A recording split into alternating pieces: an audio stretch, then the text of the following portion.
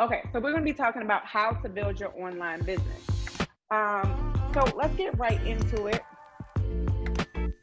So first things first is I know this sounds crazy because you guys might think that this has nothing to do with online, but this is very, very important, and that's creating your story. Creating your story is a big part of being online. People have to know who you are. They have to know, what you're about, how you, who are you, right? So I want you guys to take out a pen and paper because we're gonna write down some things. First thing you need to think about when you're creating your story is you need to think about who are you. So for instance, when I start off my story, I'm a mom, I'm a wife, um, I'm a seven-figure network marketer. Those are all things I want you to write down. Like, who are you? Maybe you're a nurse, maybe you're a mom, maybe you have some special things about you. Maybe you're an Olympian, a gold medal winner or something. Write down, who are you? I want to know, who are you? Maybe, I grew up in Baltimore, Maryland. To me, that's a big part of who I am because that tells you a little bit about maybe the struggle that I've had to go through. I grew up in a single parent home. That's a part of my story. I tell it all the time. Um, I grew up, sometimes I share that, I've had a dad who was on drugs growing up. These are all parts of my story. I've told plenty of times how my story, my son, I didn't have money to pay for him when he wanted a movie. We were in line at the market, but that's a part of who I am. That's the part of how I identify as my past self. So who are you? I want you to write down those things. Who are you? I just gave you some of the examples of who I am. So I want you to write down some of your examples. The next thing is, what do you do? What do you do? This is important, guys, because when you start telling your story and someone asks you, what do you do? I need you to be ready. I need you to be ready to have something good to say, right? Because most people will just keep deferring to what you currently do. Like, okay, oh, I'm a doctor. Who are you? Oh, I'm an attorney. Who are you? Oh, I work for the school system. But what you do is, you want to start thinking of ways to explain what you do with this business. So what do you do? I help people to make money online. I help people to make money through starting their own CBD online franchise. What do you do?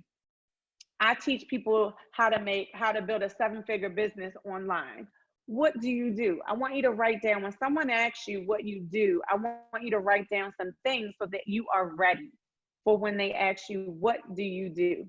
The next thing I want you to think about is, why do you do it? This is a part of your story. So a lot of times when I'm getting in front of people, I'll say, hi, my name's Tishina Anderson. I'm a mother. I'm a wife. I'm a mom of four. I've been in this industry now for 14 years. I've built a seven-figure business, and I love helping people to be able to quit their job and go full time.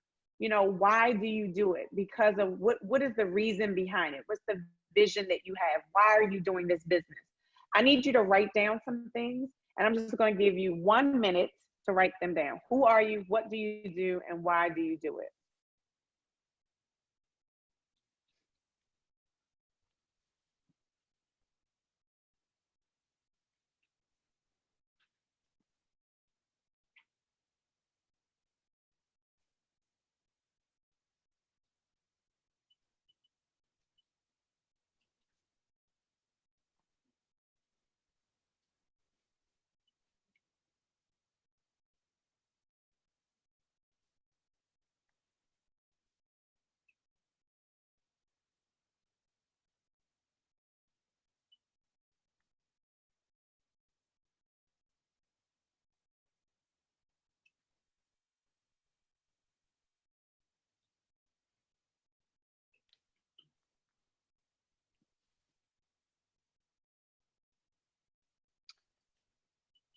All right. So next thing I want you to start thinking about is this. This has happened through my career, I don't know how many times, because my story is so important. Knowing who I am and being ready in that moment when someone asks me is really important. But there are two different times you need to be ready to tell your story. Two different times in this business. There's two. The first one is you have to create a few seconds and an introduction. Meaning, like you're going to run into someone in the elevator and they're going to say, hi, my name is Tish. And then I'm going to say, I'm a teacher. Who are you? So in a few seconds, you have to do an introduction of who you are. That's one time. The second time is in a minute before you start selling your business. So you're going to always have to tell your story right before you do a presentation. So I'm going to go over in a few seconds sometimes when you're online and I want you to share your business online. But I want you to think about it. If you have to do a presentation online, I'm going to really need you to have your story already ready, because that's the part that no one can kind of do for you. You have to know your story in advance. And you have to make sure that your story is so consistent. Like one of the things that how many of you, and not to get too spiritual, but he's someone a lot of people know, which is Joel Osteen. How many of you know who Joel Osteen is? Yeah. Does everybody know who he is? Yeah. Does anybody know, does anybody know if he started off as a preacher or was his dad a preacher? And then does anybody know that about his story? Did he start off being like starting his church off, or did his family start his church off? Okay, is his dad alive or dead? Okay. Does he ever tell you the story of like how he got the Compact Center? Yeah. Okay. Why do we know his story so much? Every single Sunday. Does he not tell his story every single Sunday? Yeah? Yeah, every single Sunday. He tells the exact same story. I don't know how many times I know his kids. I know Victoria. I know his children. I know his his mom had cancer. She overcame that. I know so much about his story. Why? Because he keeps telling it over and over and over again. I have told the same story about myself for the last 14 years. People know I used to be in corporate America. People know I used to be a school teacher. People know I used to be divorced. Everybody knows this. It's not a secret. It's a part of my story, right? So what I've done is I've sat down, I've wrote down all of these different parts of my story, and I figured out what are the parts that I want to share with people. I've taken time to craft a story, and then I've sat down and I've practiced. If I'm in an elevator and I go to a networking event and someone says, hi, my name is Sean. I work for the computer engineering program over here. Hi, who are you? I got to be ready just like that to say who I am and what it is that I do, because that's all people want to know is who you are and what it is that you do and how. Here's the most important thing is what in the world does that have to do with them? That's what they want to know. The minute you say who you are, they're just figuring out, can you help them? Can you be a resource in their life or not? Right? So in a few minutes, you need to know, you have to have your story ready for a quick introduction. And then you have to also create your story for a long, like 1 minute. When I say long, I mean like at least 1 minute of telling your story. So what I would like to do is just take a moment. How many of you feel like you have your story down pat? Amen. Does anybody have their story down pat? Yeah? Okay. Do me a favor. Raise your hand if you feel like you have your story down pat. For one person. All right, Nicole, come on up to the front of the room for me really quick.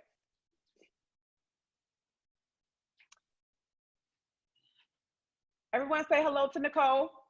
Hi, Nicole. What's up, sis? Can you tell everyone, give them your story that you give right before you start a presentation? How we doing, everybody? Good. So listen, I'm 40 years old. Irish, German, French, Italian, high school education. I come from New York, live in Vegas. I'm told I have an accent, but I don't hear it. So 19 years on my job, and what I learned real quick is 19 years when I decided to leave, it wasn't until the gentleman who passed away that hired me that I was so low on a totem pole that I had to clean out the office of his desk. And that's when I found out that all the paperwork I submitted to rank advance was in the bottom of his drawer. Because when you come into an organization, you're a threat.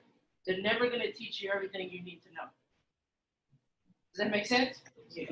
You want me to keep going or no? If that's your story, that's good. Let's give her a round of applause. All right, you can have a seat, Nicole. One of the things I love about what just happened, was Nicole ready? Yes. Yes. Why do you think she was ready? Done it 1,000 times. She told that story over and over and over again. Your story has to be so familiar with you that you can kind of give it to somebody at the drop of a dime. Now, here's some things I want you to do to improve your story. I want you to ask yourself this one question.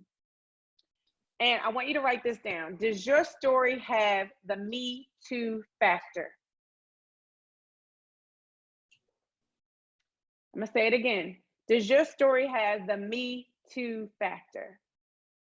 All that means is when someone is sitting there and especially if you're telling your story in a presentation, that person needs to be thinking, me too. You know what? I want to quit my job. Me too. I want to be home with my kids. Me too. I want to pay off my bills. Me too.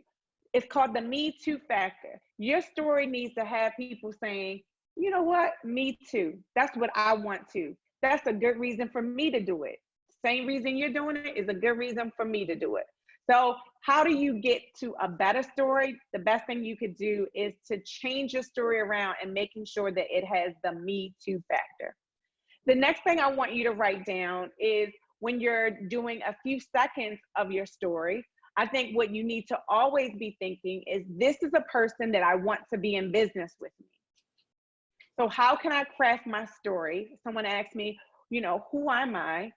You know, in a few seconds, my story of who I am, I need to craft that story in a way that makes them want to be in business with me. How can I say it in that way? So when you leave the boot camp and you go home and you start working on yourself, I want you to go home and I want you to start asking yourself, like, how can I make my story better? How can I make my introduction story better? And how can I make my 1-minute story even better? And those two things will help you to craft a better story. Make sense? Yes. They say if it makes sense, it makes dollars. Okay. All right. For the sake of time, I'm not going to stop. We're not going to stop and craft the stories, but I want to give you some more information. If you guys want more information, say more information. More information. All right. So let's do this. I want you to share your business with the masses. So if you're going to build an online presence and an online business, you really do have to share your business with the masses. So where do you share your business? Here's some things. If you do not have an Instagram account, I want you to get an Instagram account. You cannot just be on Facebook, okay? The times are moving and you have to move with them. You can't be like, you know how the older we get, the more we get stuck in our ways and we don't move with time, with like the way times go. If I talk to my grandfather, who is about 80, I think he's like 86 years old, you know, he doesn't know how to work a computer. You know, he's completely off of, you know, having a Apple product, Nicole. He's completely off of having like a Mac computer or anything, anything like that. Anything like that. He's completely, you know, he doesn't know how to do it. I do not want anyone in this room to let age start defining like what you're going to get comfortable with. You have to be on most of the social media platforms in order to run an online business. Facebook is ancient, okay? Most people are on Instagram. If you don't have an Instagram account, you need to get an Instagram account. Raise your hand if you have Instagram. Okay. Next thing you gotta have, I'm sorry guys, but this is just as important as Instagram, is YouTube. How many of you have a YouTube account? Okay, you need to get a YouTube account. Not only do you need to get a YouTube account, you need to post content on YouTube. So I want you to, this weekend, when you get home, what do you need to do to grow your business online, grow your social media presence? You have to have these platforms. Facebook is cool, but you need Instagram and you need YouTube. How many of you have kids? Anybody have kids? Yeah. Okay. Tell me what your kids watch all day. Tell me which social media platform they on and they could just watch all day long. Which one? What is that? TikTok? So do you need a TikTok account? Yes. Okay, what else can they watch? TikTok, they can watch all day long. What else can they watch? YouTube. Okay, do you know YouTube is about to be the next TV? Your kids don't even need TV. They can watch YouTube all day long. Do you know they're saying the next generations to come, they're thinking of how they're even going to sell televisions, because these kids don't even need TVs. They just need monitors to be able to watch their social media platforms. So you cannot get stuck into the dinosaur ages of Facebook. You have to move into 2020, and you have to make sure that you are platforms. So if you do not have these accounts, I want you to get an account, and I want you to commit to, here's the next thing. When do you share on your business? At least once a day. It's really hard to do, but there's things that you can do you say, I'm just too busy. I'm trying to get partners. I'm trying to get customers. I'm trying to drink water. I'm trying to work out. I'm trying to do so many things at a time. But social media is a part of marketing your business. And every business has different parts. Business has sales, it has marketing, it has money management of the business. There's different elements to the business. You can't take one part out and have a successful business. Marketing is an important part of business. So I need you to make sure that you are posting on these platforms at least once a day. Now, what do you post? How do you post? So how do you share your business? You share it through pictures and video. What can you share daily? So it's always good to put in a few things that make you relatable, things, that do relate to your family or your kids. But if I look at your social media and you have nothing on there that has anything to do with your business, if you have no pictures, no video, nothing relating to your business, then you're not using social media the way it really should be used. We're using it the way what most people think it was created for, which is just to talk about our lives and to talk about, but that doesn't get you more business. In order for you to get more business, you have to post things. So let's talk about some things that you can post once a day. So let's just say you want to do 5 posts a day, and 4 of those 5 posts are all about your kids and all about what you're eating and all about you working out. Okay, well, that's nice. But at least give 1 post a day to your business. So let's talk about what those things could be. One could be a testimony. Testimonies can come in pictures and it can come in videos. Next time somebody tries something that they love, that's a product of yours, ask them to give you, record them tell them to record the testimony and send it over to you. Maybe the testimony is through a picture. I have a testimony that I posted from a guy who got his bankruptcy removed from using our Chroma credit service. I screenshotted it and I posted it as a picture, but it was a testimony. It was a testimony to how my business is working for people. Think about how confident you become when you go to a business page and you see other people that say, oh, I liked it, 5 stars, great, I love this product, I love this company. Testimonies give us confidence in the company that we're going to purchase from. So when you start thinking of your business like that, you got to make sure that you have a lot of great testimonies from your business.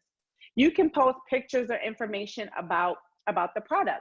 I've gone onto YouTube and I searched CBD. Do you know how many people from different network marketing companies are on YouTube?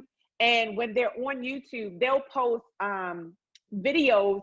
Like I've seen a lady create the bath bombs, CBD bath bombs. I've seen her create it through a YouTube video. When I just searched CBD products, it came up and it was her making bath bombs from her CBD oil that she got from her company. And what do you think was in the link, in the description? How to buy her products. So we all have to be on social media promoting our business. The more times people search stuff and they see our company, they see people putting up, testimonies and informational products, talking about their product, the more they see that, the more confidence they're going to gain in our Oxygen brand. So those are just some fun things that you could do. You could do some fun things about, like you could post a video on YouTube on, let's see how long it takes for the CBD to kick in, right? And you and your spouse take the CBD, and you're like, oh, I got a pain. I took this nano tincture. This is a new product that we have. And you just put the camera up and you record yourself taking it and say, my pain is here. Where's your pain? And then you do like this, and like, they don't have to all be serious. They can be fun. It can be, oh my gosh, like, oh, we timed it. Oh my gosh, it took 10 seconds for the feeling to be gone. Oh my gosh, you guys, you gotta get this product, right? That's a cool video to post on YouTube. Somebody's gonna be searching CBD, because YouTube is the second biggest search engine from Google. So when people wanna know how to do things, or when they wanna learn about stuff, when I wanted to learn how to make CBD gummies, we had a diamond pool party at our home for a boot camp here in Maryland last July. And I went onto YouTube and I said, how to make CBD gummies. What do you think I found? I found somebody making gummies with CBD, and they had a link to their product right in the description. But I learned how to make CBD gummies. It's a huge search engine. So when people want to know how to do things, this is where they go. Now, you can post things like how to use the product. You want to make sure you have good quality pictures and video. Become creative and ask people to share. If you want to, like for instance, if you go to my YouTube page is my name, Tishina Anderson. My husband has a YouTube page, Kurt Anderson. And then we have like a YouTube page is Kurt and Tish. It's just fun stuff, like fun videos, informational videos. But you can find us on YouTube. If you go to my Instagram, it's my name, Tishina Anderson. If you go to my website page, it's www.tishinaanderson.com. Try to make whatever platforms that you're creating, try to make them the same, so that when people want to find you, it's the same consistency across the board. Someone knows if they see me on Instagram and my Instagram is Tishina Anderson, then when they go to YouTube, my YouTube is Tishina Anderson. That way they can find me in any one of those places. I always share, like on my website, which is tishinaanderson.com, I have something where I have tools of the trade. I share all the cameras that we use to take really good pictures. I share all the mics. This is one of the mics that I use when I'm doing any kind of training on my computer. But I share all of the tools. I share all of the companies that I use that are really good for me in business. So you check those things out so that you can have good pictures and good video. You don't want to create pictures or video and the quality is bad. You want to have good quality. So you want to make sure you have a good camera. You want to make sure you're using some great tools to really help your business. Does that make sense, guys? Yeah. Another thing that you can do is you can read blogs about how to be better on social media. That's one of the things I do to learn how to, gain a following. The things that I'm telling you aren't things that, I know. These are things that I've read from other people who have huge social media presence. So I'll read blogs to say, okay, what are the top things to do to have a good social media following? Well, one of the things they'll tell you is you have to have good lighting in your pictures and in your video.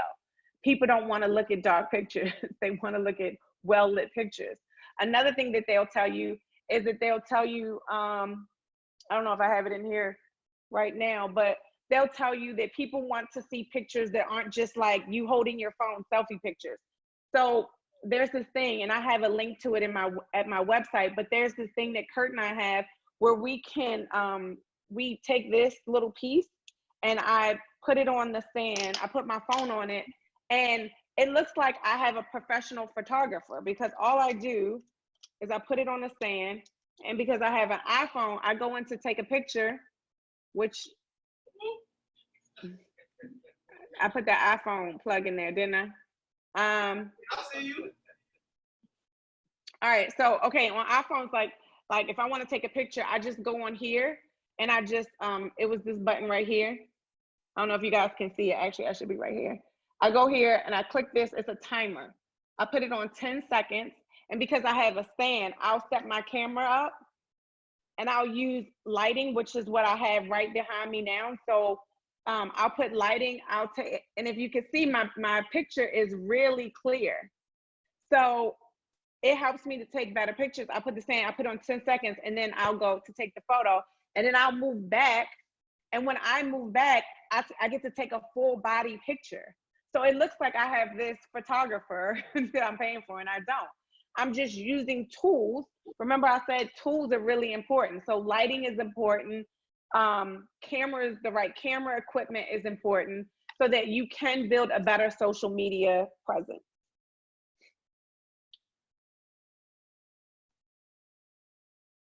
Next thing is call to action. Now, call to action is really important. Call to action just basically means that you have to ask for the sale.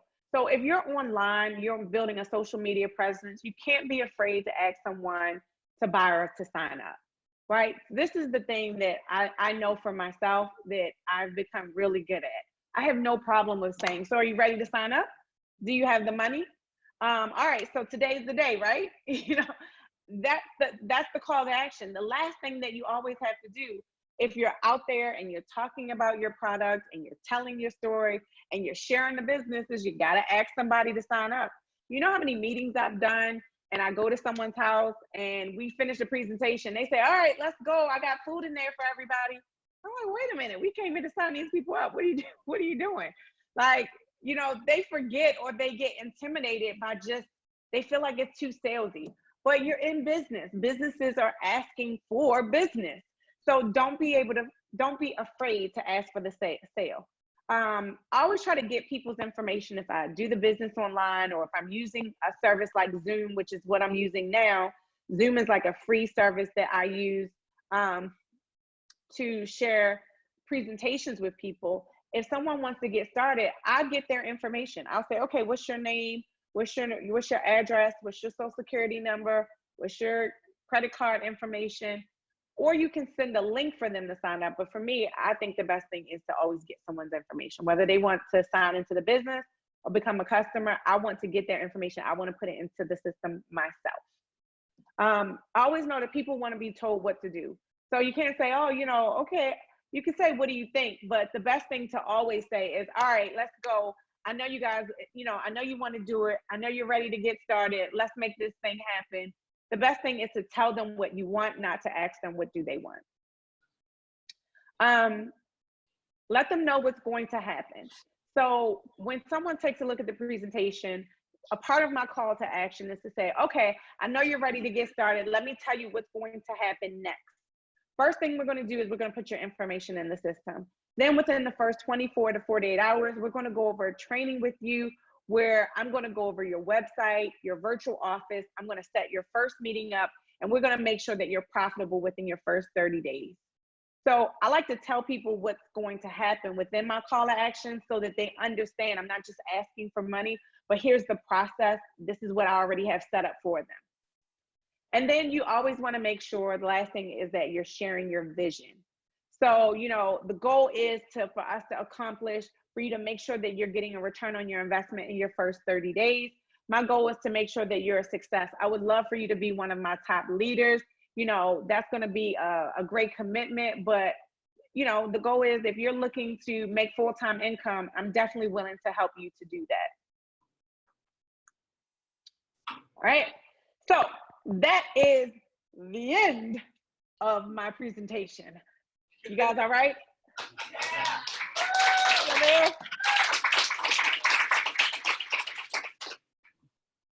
It's a lot of information, wasn't it? Yeah, good information. All right. Okay, Jay. So I think I went a little bit past my time. So I want to make sure I'm respectful because I know there's other trainers there. If we don't have time for a Q&A, I 100% completely understand, but I wanted to make sure you guys had enough information to really leave this event and really run forward, especially when it comes to all of us, you know, changing how we build our business online. we have time, Tishina. So what we're gonna do, we're gonna do a Q&A. Don't be shy. So if you guys have a specific question for Tishina, this is the best time. Okay, the best time to ask right now. Okay, great. Jasmine. Can you hear us, Tishina? I don't know. Say something, Jennifer. Oh, Jasmine. Here. Jasmine. I just had a real quick question. You shared something in regards to following like MLM news. I got the businessfromhome.com website. What other suggestions can you that'll help us follow or keep up on that news? Like, to me, those are good for like just seeing what's going on in our industry. It's not completely accurate. Like, I have that app as well, and like, if you look at our company, I'm our #1 income earner. It doesn't even have me listed. It doesn't even have like my income on there. And the person's income it does have on there is not, it's not accurate. So some of the stuff that's on there, like that website, they only update what people tell, you know, what they get from, like, you have to pay for a subscription, and then you have to show them your, like, your virtual office and stuff like that. So if you don't have a subscription with them, the information is not going to be accurate. But what that site does help to do is to stay up with like things that are going on with like the MLM industry. So I like to use sites like that for those reasons. So you got like the Direct Selling Association is another. They have like an Instagram page. They have a website that you could go to and find out about a lot of the laws in our industry of things that you can do and you can't do. When I wanted to know, I hear people talk about that we're not supposed to make income claims. But when I wanted to know directly, like what does that mean if I tell people how much I made, or how can that affect me? I gave them a call. They have an office in Washington, D.C. So they know a lot about our industry and what are the real rules and what is just what people make up. So the Direct Selling Association is another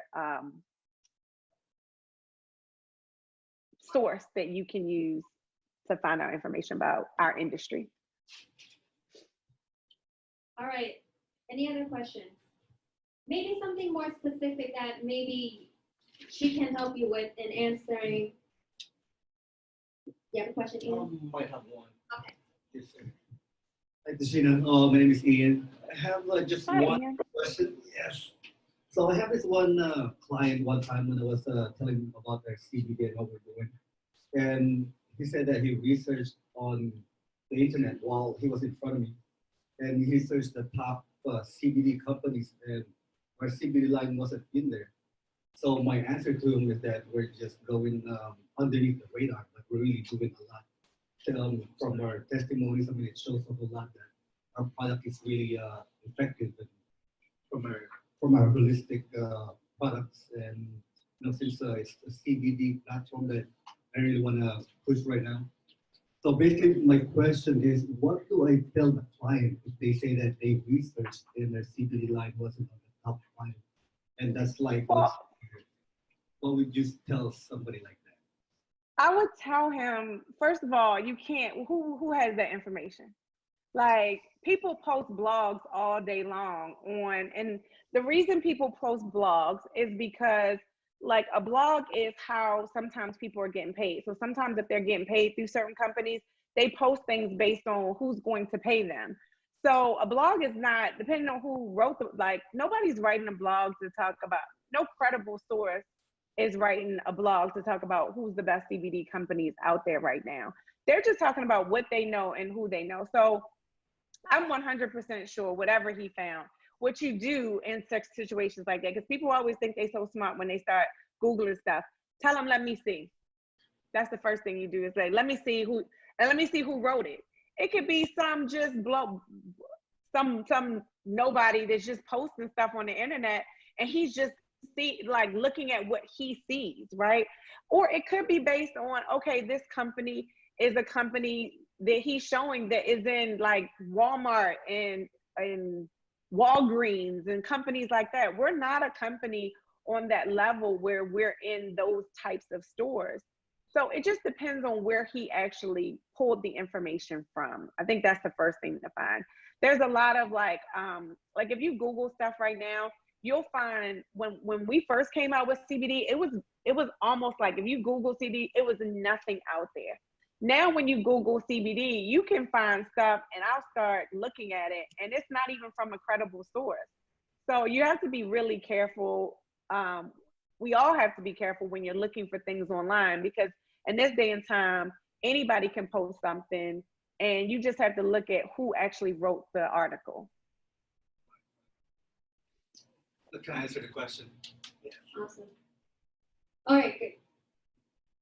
Kelly. Tishina. The question is, sometimes even we're like so long in the company and still we have this problem of calling people. Like it's so hard to pick up a phone and call. So what would you recommend, or what would you suggest that, sometimes we want to call, but, we're holding back because we are afraid, so what are you gonna, suggest? Yeah, absolutely. No, I deal with that same fear. I think the first thing for everyone to know in the room is that it's real and everyone deals with it. You're not the only one. Even a Diamond Senior Vice President deals with it. Trust me, I don't feel like keep hearing people say no to me either every 5 seconds. Nobody wants to hear that crap, right? So yes, whenever you deal with rejection, like you avoid it. Who wouldn't avoid rejection? Like it's human nature. It's a part of our physical bodies.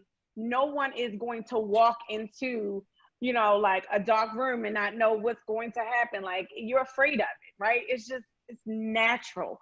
So I think the first thing you have to do is you have to understand that it's natural and we all deal with it.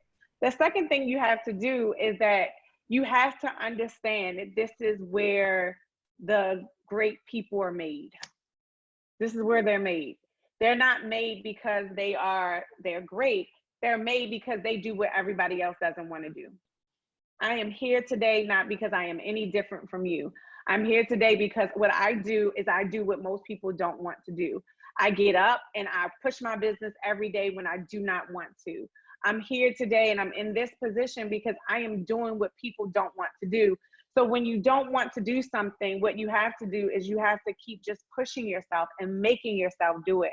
And you have to say, well, if I could get good at the thing that I hate the most, then I'm going to be a bad mama jamma. You know what? That's what you got to say to yourself, because that's how it's done. Like, do you understand like how hard it was for me to learn investing in finance? Nobody likes it. I didn't even like it, but I would keep reading a book. And even though I didn't understand it, I would keep reading it over and over again until I got it. I would keep listening to it over and over again until I got it. Then I would listen to something else over and over again until I got it. Why? Because I knew that this is, when it's something that nobody else wants to do, that is the exact direction that you should walk down. That is the exact thing that you should do more than any other person. When I knew it was so hard for me to get out and talk to people, whether pick up the phone or talk to people when I'm out, I still cannot do it.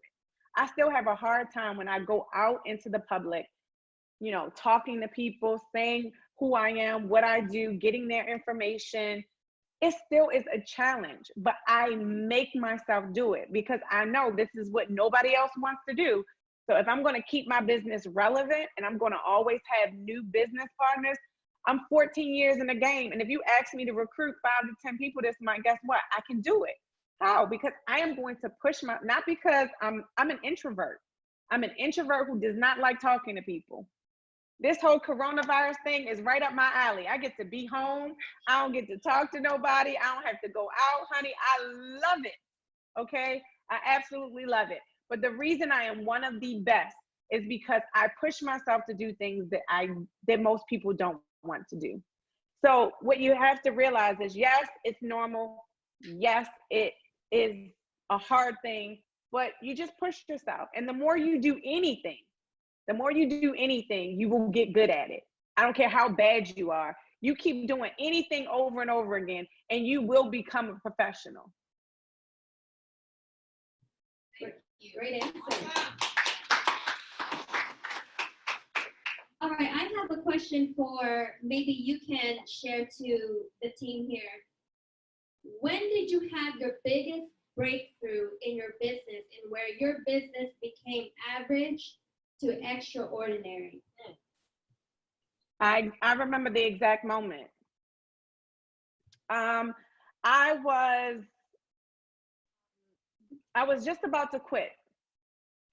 So I was about to quit. I was a national director in the business. I was making on average $5,000 to $7,000 a month, and I felt like I was working like nobody's business. I felt like I should have been making $40,000 a month the way I was working my business, but I was making 5 to 7. And then I broke a new leader in my business, and I didn't understand, like, when you break leaders, then I had lost some of my income. So I went from 7, then I went down to like $4,000 because I had broke a leader, and I didn't understand how to keep business going in multiple legs. So I'm a national director, my income goes down, I was making good, it went bad.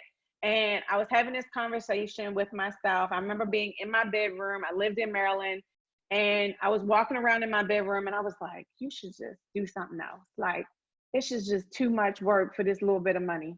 Like, now I'm back to almost what I was making on my job.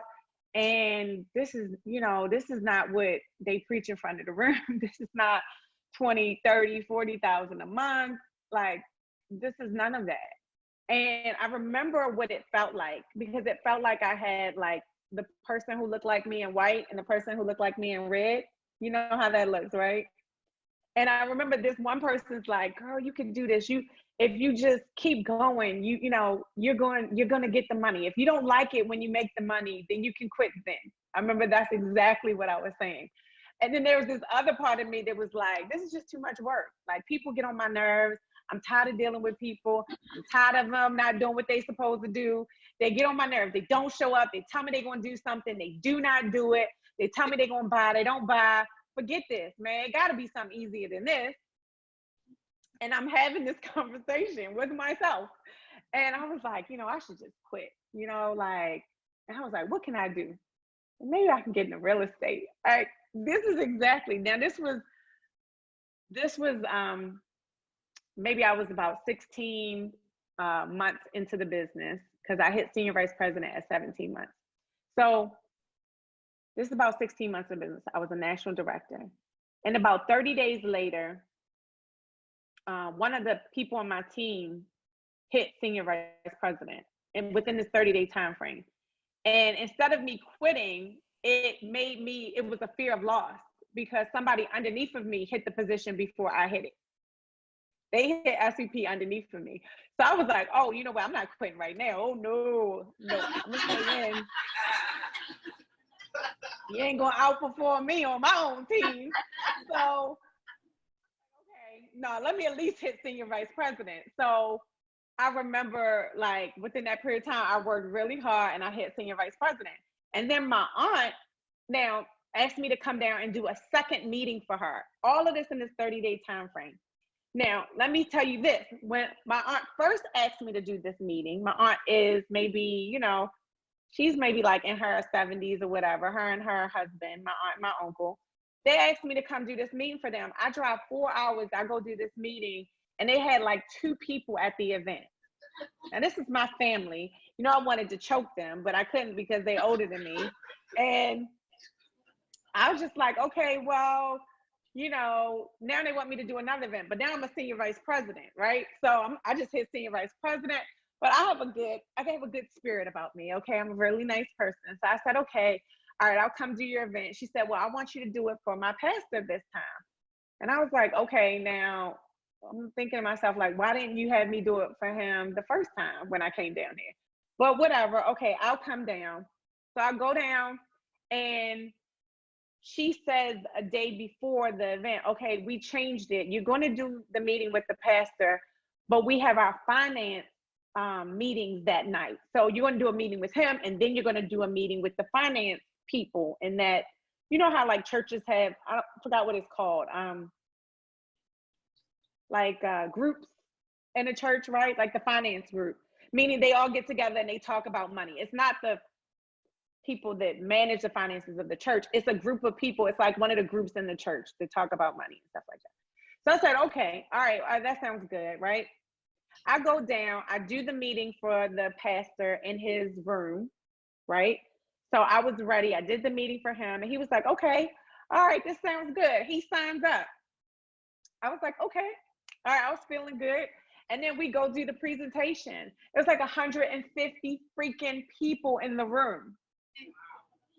Okay, 150 people. I was like, okay, all right, I got a strategy. Now, mind you, I wake up thinking about strategies, okay? I'm always thinking about a strategy. So I got strategies on my mind 24/7 because I'm always thinking about them. So I said, okay, this is what we're going to do. At the end of the presentation, what we're going to do is we're going to tell people, we're going to give out the applications like I always do. So I got my story, I got the presentation, but I got the call to action.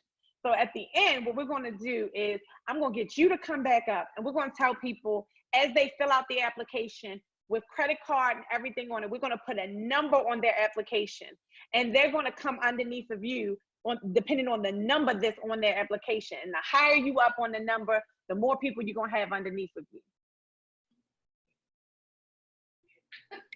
Okay. I got so many applications that day. Okay. 60 freaking applications in one day.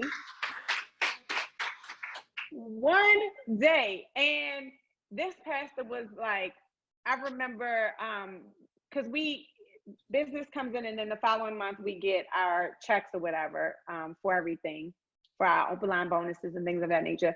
So that next month, my check was 20 grand. 20 grand. Now, mind you, 30 days prior to that, I was just ready to quit.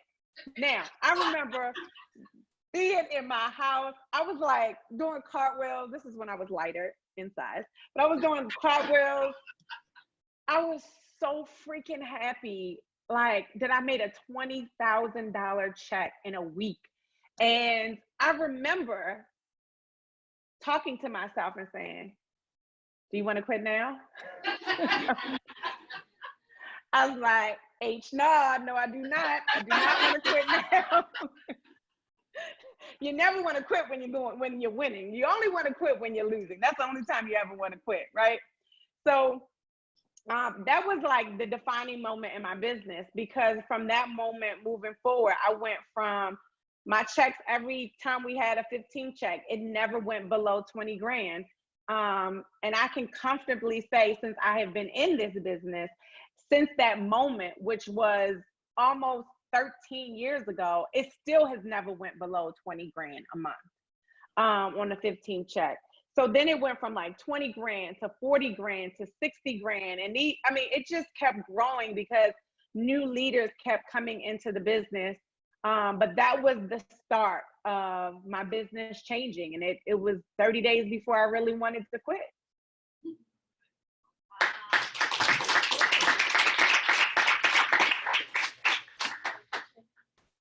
Okay, Robbie?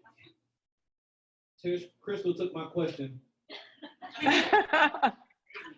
Okay, maybe I'm taking advantage of it. So if you guys have questions, let me know.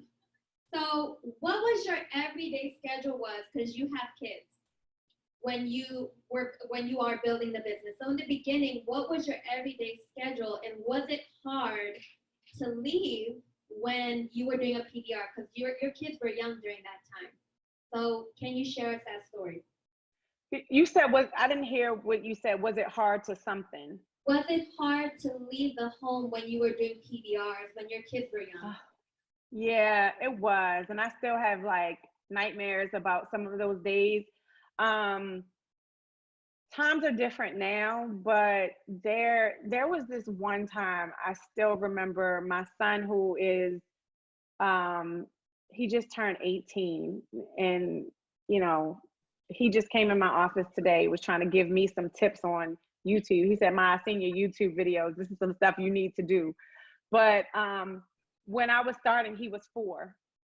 He was 4 years old. And I remember there was this time, because you have to do meetings in the evening. And I had such a hard time trying to like find somebody to watch him. I was having a difficult time in my marriage. My husband at the time, he didn't want to watch my son. he would come home late on purpose, or because he was working and he didn't consider my business was running in the evening. So a lot of times I would have to find somebody to watch my son for me. I remember I used to have to drive to Baltimore from where I lived, which was about a good 30-minute drive. And then I would have to drive the opposite way, probably another 45 to 50 minutes, then to drive 50 minutes back to go pick him after a meeting from my mom, and then to come 30 minutes home.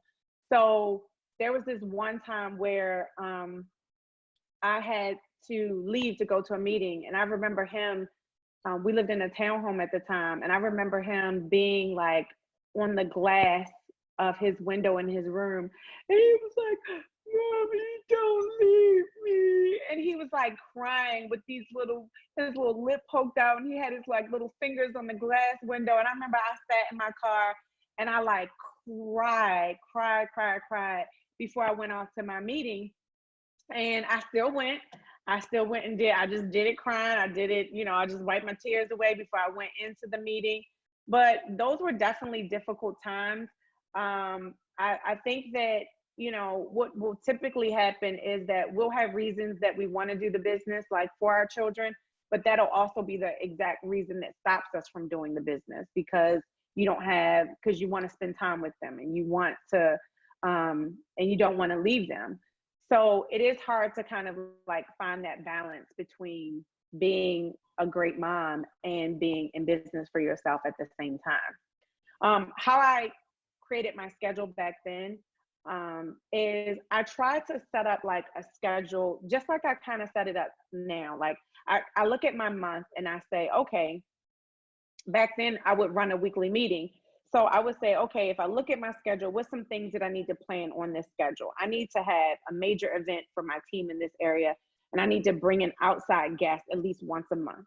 Let me put that in my calendar. When is that going to be? I need to have a team event at least once a month. Let me put that in my calendar now. When is that going to be, so that I can tell my team in advance? Okay, I'm going to do that the first Wednesday or the first Friday of every month. Okay, let me put that in my calendar. I'm going to do a team conference calls. Like we do our team conference calls on Sundays and Mondays. So I know every Sunday at a certain time, here's our schedule. I know every Monday, I know which Mondays I have to train. I already know what I'm training on. It's like already in a schedule. And then what I do is I know that, okay, here are my goals for the month. So if I have a goal for the month of, like, say for instance, if I want to recruit 5 new business partners for the month. So, it's not putting everything on my team and what they're supposed to do. It's also putting back a responsibility on myself. So what I know I have to do is I have to create a list of at least 10 people every single week that I'm going to expose this business to. So I start that list on Sunday. And on Sunday, I start making phone calls to set up my week. So so how do I get the people for the list? Because I've been doing this, and once you keep doing this over and over again, you sometimes feel like you run out of people, but you really never do. So I just either go to like any kind of social media platform. I look at my phone. If somebody has looked at this business, like say for instance, I have a friend on social media that I see all the time, and they did the business with me years ago when we sold video phones. Okay, well, we don't sell video phones anymore. We sell CBD. CBD is a whole new company. It's a whole new product. So all I have to do is go back to that same person that did the business with me before. I put them on their list and I show them a whole new business. So that's how I can keep adding to my list, because you can recycle people, or if you told somebody before and they never did it, you can tell them again. I create when I go out, I always meet people. So I put it in a book, and I can always go to that book if I'm looking for new people to put onto that list. My goal is to have at least 10 appointments for the week. Those appointments, I usually try to make as many of them as possible in person, because I always feel like I do the business better when it's a one-on-one situation. I know how to listen really well. I know how to ask the right questions, because the presentation is more about me listening, and it's more about the right questions than it is about the information itself. If I ask you the right questions, then I have a way to present the business in a way that really answers the question that I asked you. So I create my schedule. I create the 10 people on the list. I speak to most of them in person. The other percentage of the people I have to do online. I have to do it through a Zoom platform where I do the presentation. And it's just like this.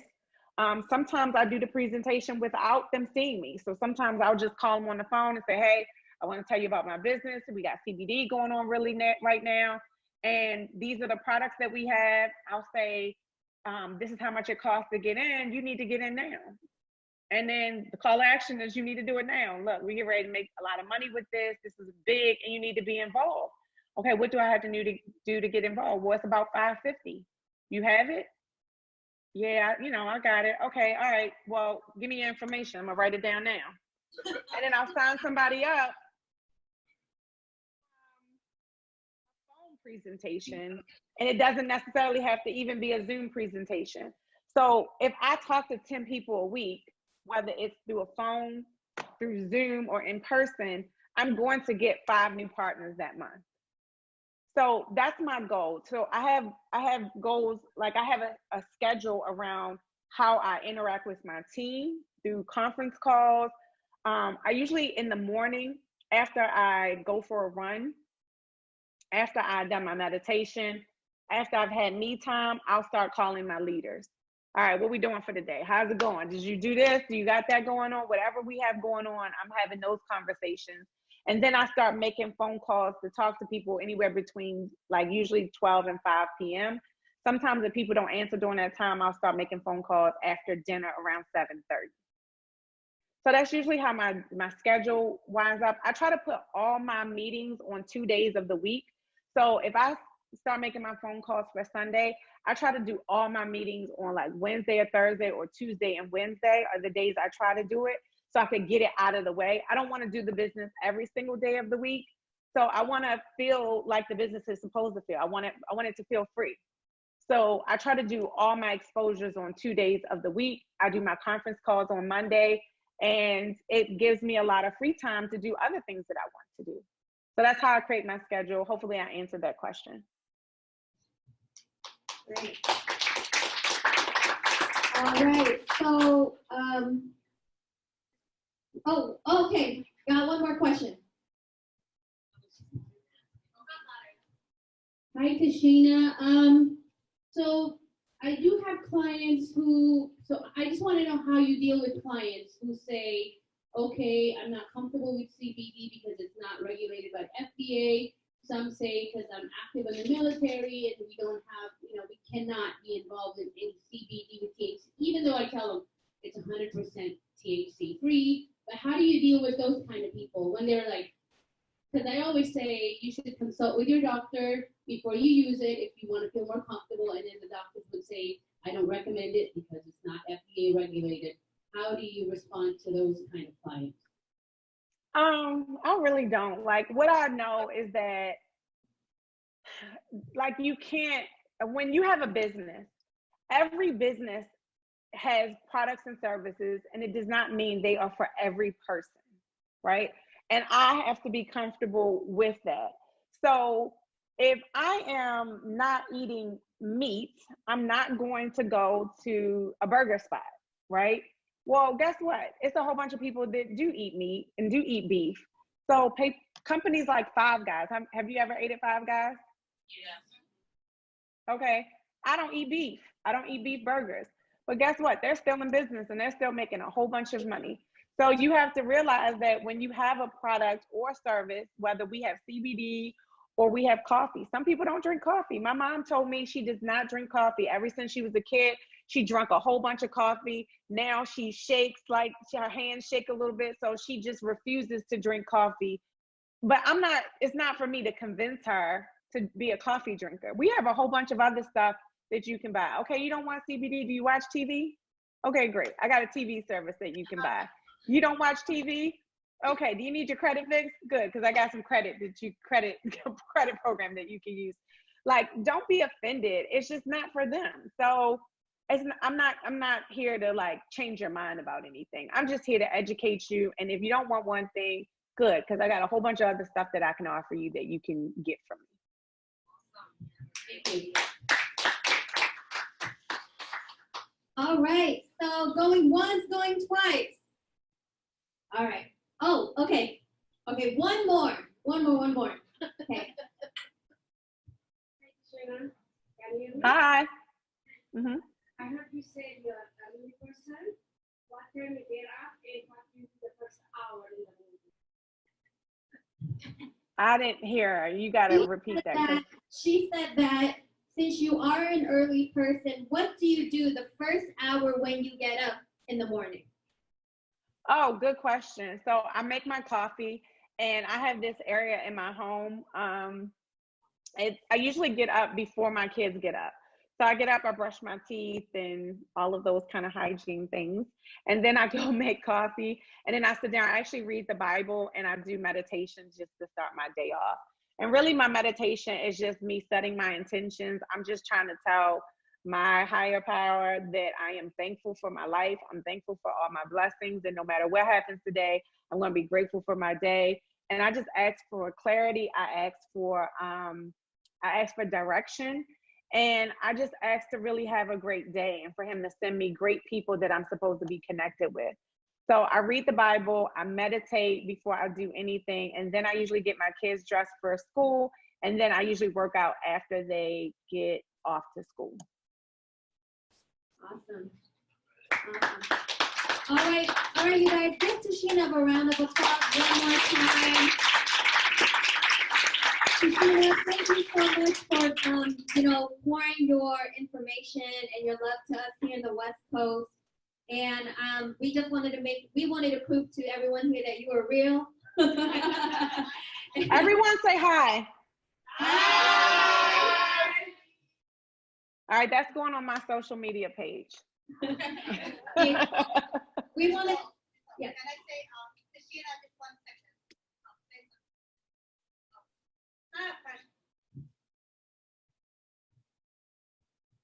Tina, can you hear me? Yes. I just want to let everybody know that I went and attended the boot camp was it in your town? Was it in Virginia or Maryland?